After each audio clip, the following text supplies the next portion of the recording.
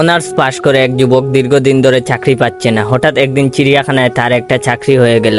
চিড়িয়াখানার বাঘটা হঠাৎ করে মারা যাওয়ায় খাঁচাটা শূন্য হয়ে পড়ে আছে। কর্তৃপক্ষ বলল, তুমি যদি খাঁচার ভেতরে একটা বাঘের পোশাক পরে বাঘের মতো তর্জন গর্জন দিতে পারো তাহলে মাসে 8,000 টাকা পাবে। বেকার ছেলেটা তাতে রাজি। রোজ চিড়িয়াখানা খোলার আগে সে বাঘের পোশাক পরে খাঁচায় ঢুকে পড়ে।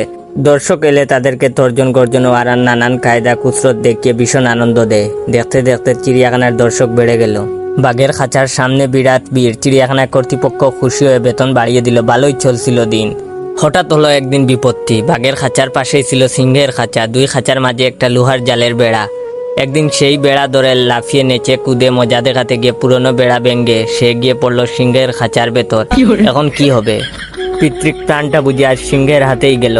বয়ে জবু তবু হয়ে খাঁচার এক কোণে বসে দুয়া দুরুদ পড়তে লাগলো বেচারা।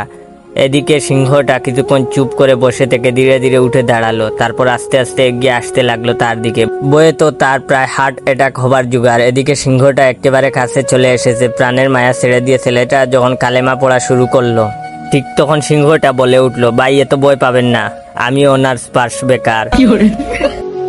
ভিডিওটা কেমন লাগলো অবশ্যই কমেন্ট করে জানাবেন।